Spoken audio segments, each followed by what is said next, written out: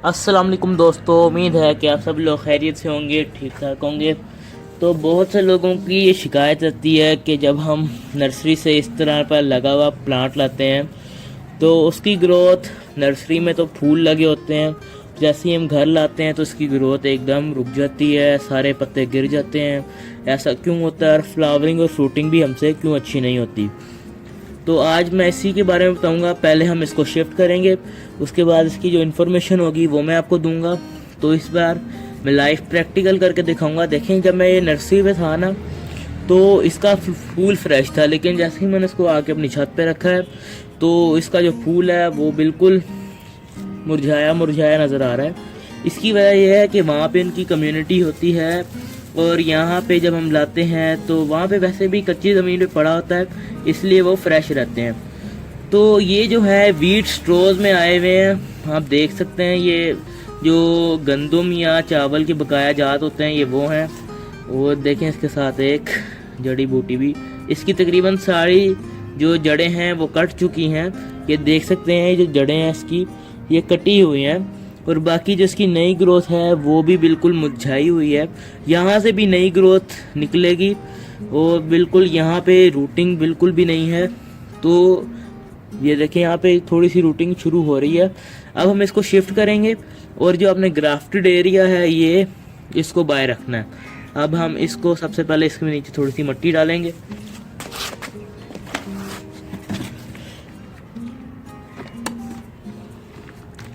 थोड़ी सी इसमें नीचे मिट्टी का इसमें बेड बना दें और कोशिश करें कि मिट्टी का ही गमला यूज़ करें। मिट्टी के गमले में एरेशन सिस्टम ज़्यादा अच्छा रहता है और रोज़ के प्लांट के लिए एरेशन सिस्टम काफ़ी ज़रूरी है, वरना इसमें फंगस एक्टिव हो जाता है और आपका जो प्लांट है वो मर भी सकता है। तो अब हमने इसके साइडों पे मिट्टी डाल देनी है।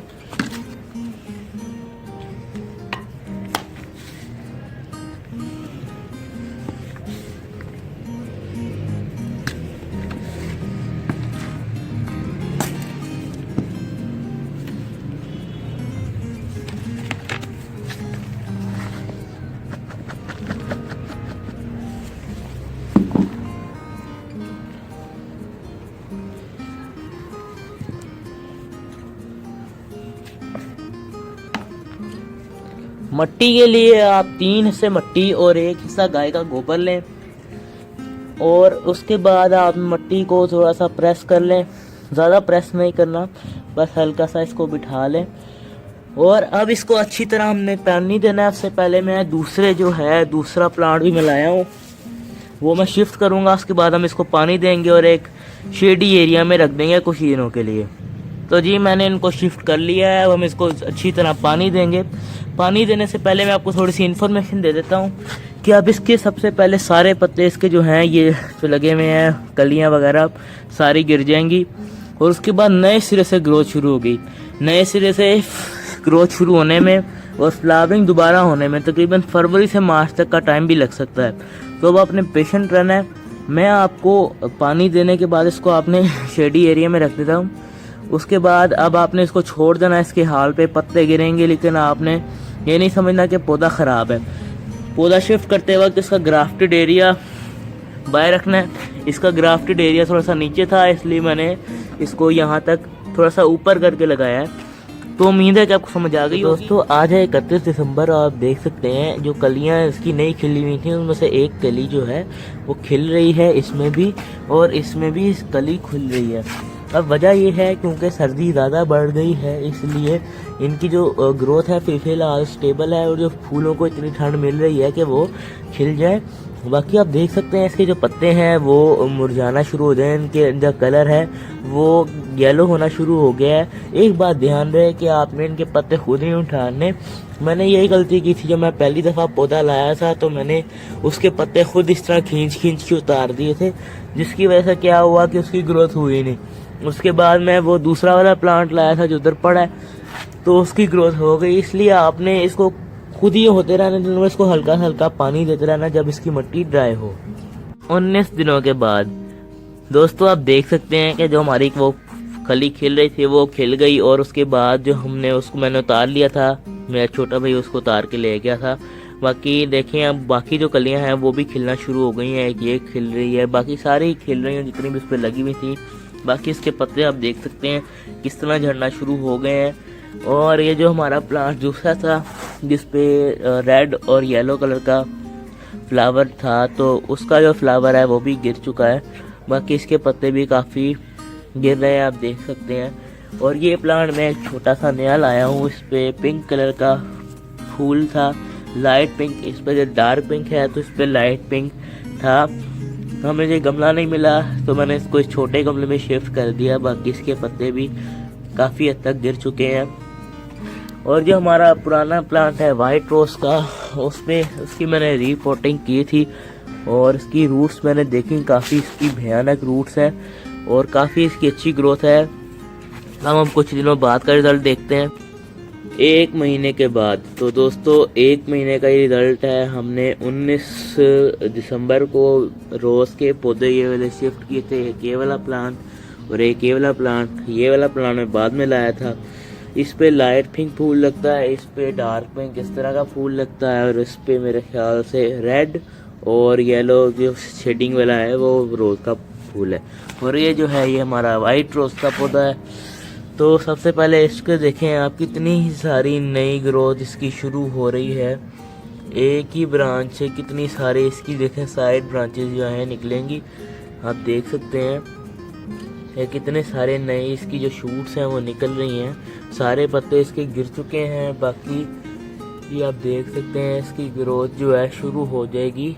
इसी तरह इस प्लांट के भी पत्ते गिरेंगे और एक खुद ही इसकी ग्रोथ शुरू होगी, इसलिए आपने कुछ नहीं करना। बाकी इस प्लांट की आप देख सकते हैं जो नीचे वाली ग्रोथ है वो भी शुरू हो गई है। बाकी इसकी भी थोड़ी थोड़ी इसकी जो है वो ग्रोथ वो शुरू हो रही है, आप देख सकते हैं ये। और जगह जगह से अभी छुपी भी है क्योंकि इसके कुछ पत्ते भी हैं, इसलिए इसकी थोड़ी जो नई ग्रोथ है वो थोड़ी छुपी छुपी है, सामने नज़र नहीं आ रही हमें। लेकिन इसकी भी जो नई ग्रोथ है वो निकलना शुरू हो गई है। बाकी ये वाला जो प्लांट है इसकी ग्रोथ विजिबल है क्योंकि इसके तकरीबन सारे पत्ते झड़ चुके हैं। आप देख सकते हैं एक ही कितनी बड़ी नई शूट निकल रही है। बाकी छोटी छोटी शूट्स आपको नज़र आ रही होंगी इसकी ब्रांचेस पे। बाकी इसके भी देखें कुछ ही पत्ते रह गए हैं, बाकी सारे पत्ते इसके झड़ चुके हैं। कितनी सारी ब्रांचेस इसकी भी निकल के आ गई हैं और इसी से इसकी ग्रोथ होगी और इसकी ग्रोथ भी काफ़ी अच्छी चल रही है। 46 दिनों के बाद यानी कि डे 46 अब हमारे जो प्लांट हैं काफ़ी अच्छी ग्रोथ कर रहे हैं। इस स्टेज पे मैंने पे फर्टिलाइज़र भी ऐड कर दिया है क्योंकि इसकी नई ग्रोथ जो है वो स्टार्ट हो रही है। जगह जगह से बड़े बड़े पत्ते निकल रहे हैं और काफ़ी सारी नई साइड ब्रांचेस भी निकल रही हैं। और इस प्लांट में भी इसके नीचे से भी ग्रोथ शुरू हो रही है, देख सकते हैं।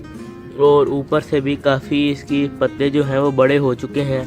इसी तरह जिस पे फूल लगे हुए थे पिंक, उसकी ग्रोथ भी नीचे से शुरू हो रही है और काफ़ी ज़्यादा पत्ते इसकी जो साइड ब्रांचेस हैं वो भी निकल गए हैं। बाकी सारे पत्ते इसके तकरीबन उतर चुके हैं, बाकी सबके भी पत्ते गिर चुके हैं।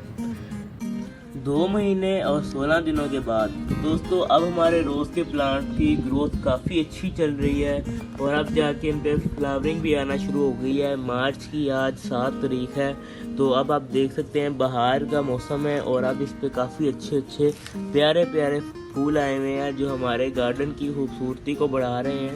इस पे एक कली ये खिल रही है और एक कली अभी ये बंद है नीचे। बाकी इसके अलावा ये जो प्लांट था इस पे की ग्रोथ भी अच्छी चल रही है इसकी, लेकिन अभी इस पे फ्लावर नहीं आए, लेकिन इसकी ग्रोथ भी काफ़ी अच्छी है। इसके अलावा ये जो प्लांट है इस पे भी 2 फूल खिले हुए हैं, एक कली ये खिल रही है और एक कली ये बंद है। तो ये थे कुछ स्टेप्स और तरीके कि हम घर पर जो नर्सरी से हम पौधे लाते हैं सर्दियों में उनकी ग्रोथ हम कैसे करवा सकते हैं। और कामयाबी से हमने अपने प्लांट को ट्रांसप्लांट किया, फिर उस पर पत्ते गिरे और उसके बाद इसकी नई ग्रोथ शुरू हुई और अब जाके इस पर फ्लावरिंग भी हो रही है। जैसा कि मैंने कहा था इसको 3 महीने लग जाएंगे, तो दिसंबर की 19 तारीख को हमने लगाए थे और आज 2 महीने और 16 दिन के बाद अब इस पर फ्लावर्स भी आ चुके हैं। डे 87 दोस्तों आज ये जो नई ग्रोथ है हम इनको काटने वाले हैं क्योंकि अगर ये ज़्यादा बढ़ जाएगी तो हमारे पूरे प्लांट को टेक ओवर कर देगी और हमारे जो प्लांट की खूबसूरती है वो ख़राब हो जाएगी। तो इसको काटना काफ़ी ज़रूरी है। तो सिंपली आपने क्या करना है, इसको काफ़ी थोड़ा सा अंदर करके काटना है।